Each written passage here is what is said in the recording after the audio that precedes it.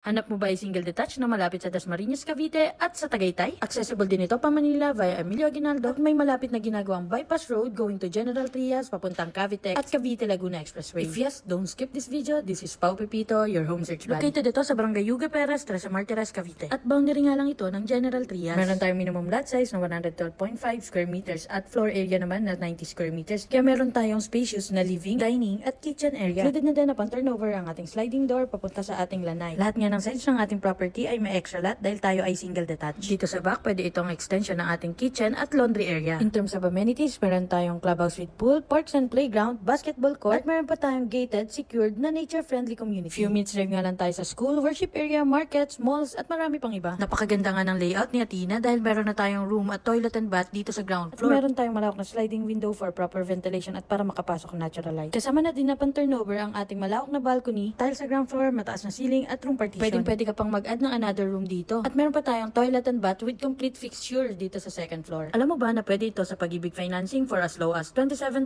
monthly sa amortization? Ito na nga ang pinaka-affordable natin na single detached na may total contract price na below 6 million. Kaya naman kung interesado ka sa property na to, just send me direct message para ma-schedule na natin ang exclusive house viewing mo. Oops, teka lang, madami pa tayong hawak na properties na available at pwede mo i-check ang aking TikTok account for more house tour videos. So, bye-bye!